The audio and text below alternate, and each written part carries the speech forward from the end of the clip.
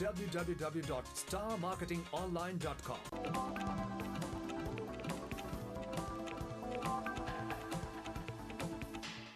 Welcome back नाज़रीन। अचो programme जे सिलसिले खे अॻिते वधायूं। ॻाल्हि ॿोल कयूं था सानह 10 मुहर्रम हराम जे हवाले सां जेको कराची जे अंदरि थियो ऐं उन कश्मीर ताईं ऐं ख़ैबर खां बुलान ताईं समूरे मुल्क जे माण्हुनि में ऐं पूरे आलम इस्लाम में जेको आहे उहो महसूसु कयो वञे थो। उन हवाले सां ॻाल्हि ॿोल कयूं था त हिन ख़िते जे अंदरि जेको ऐं ख़ासि तरह पाकिस्तान जे अंदरि जेको दहशतगर्दी जी हिकिड़ी लहर आहे उन जे पुठियां जेको चयो वञे थो त उनजे पुठियां जेके माण्हू आहिनि उहे इस्लाम जी सरबुलंदी जी ॻाल्हि कनि था, रिलीजियस फंडामेंटलिज़म जो नालो ॾिनो अचे थो।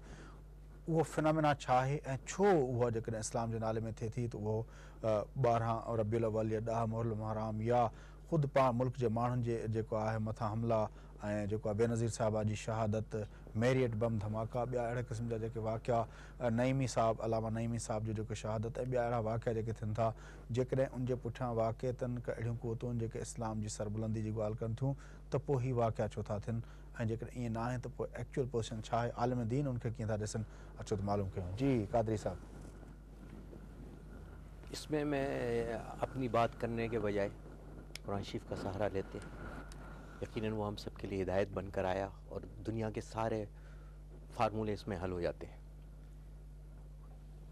जंग बदर सन 2 हिजरी में हुई, उससे पहले लोगों को सब्र करने का हुक्म दिया गया कि सब्र करें, तकलीफ़ें उठाएं, सिसकते रहे, बिलकते रहे, तपती हुई आग पे रगड़ते रहे लोगों को, लेकिन लोगों ने क्योंकि हुक्म इलाही नहीं था तो जहाद नहीं हुआ।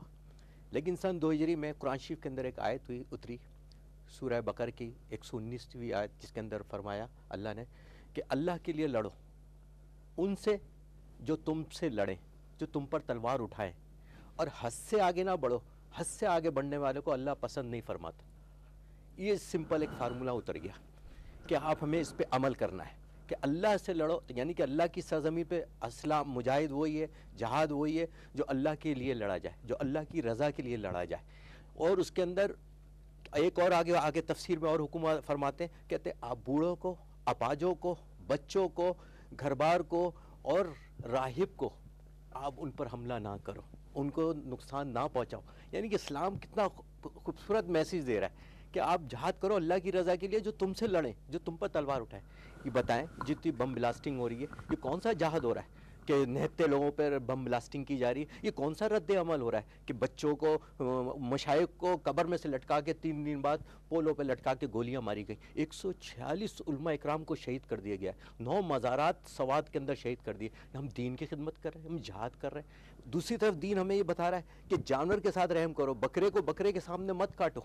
ये हमारा ये भी इस्लाम का एक पहलू है कि जानवर के लिए ये दरख्वास्त आ रही कि उसके लिए भी रहम आ रहा है, छुरी उसके सामने तेज़ नहीं करो। और हम अपने लोगों को, अपने मुल्क के नौजवानों को, अपने मुल्क के फ़ौजियों को, अपने मुल्क के बच्चों को ज़िबा कर रहे हैं, छुरी अल्लाह अकबर कह के। मतलब ये कौन सा जहाद है? ये जहाद नहीं, ये फसाद है।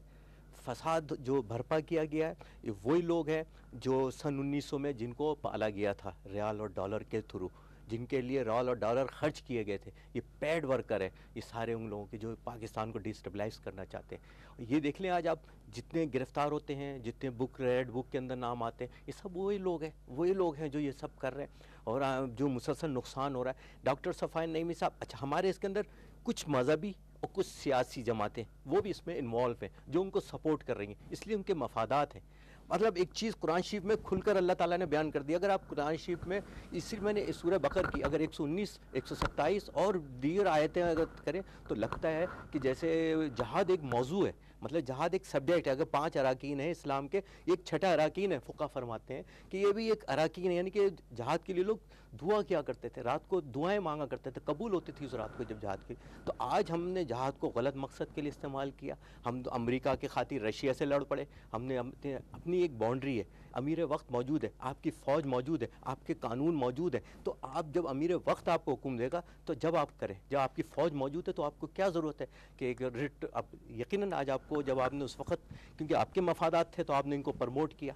अब जो उनको बहुत शौक है, मतलब ज़ियाउल हक के दौर में जो जिहाद था आप कहते हैं कि वो सही था, वो तो अमीर वक्त का हुक्म था? नहीं, अमीर वक्त का नहीं, लेकिन वो आपने वो तो थे, तो अमीर वक्त तो थे, वो आपके मुल्क पे तो नहीं था ना, आपके मुल्क में तो नहीं हो रहा था वो तो अफगानिस्तान के अंदर हो रहा था मामला।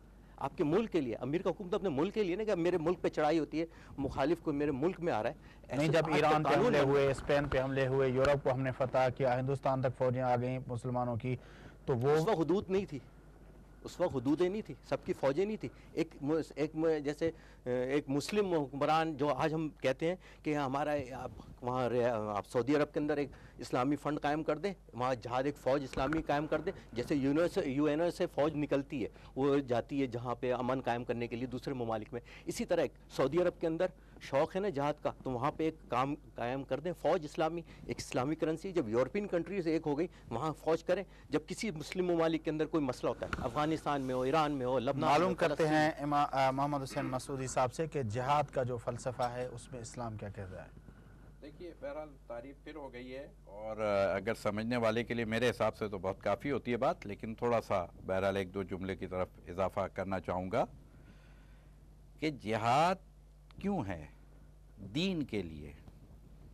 اس صدی میں کہہ سکتے ہیں ہم, جو ہمارے پاکستان دائی جس دیہات کا ہے, یوں کہا جائے 57 ممالک ہیں اسلامک ممالک, یہ پاکستان کی کیفیت باقی کسی ملک میں نہیں ہے. آخر کیا وہ اسلام سے دور ہیں اور ہم بہت زیادہ قریب ہیں, یہ بھی ایک سوال ہے. تو ایسی کوئی چیز نہیں ہے.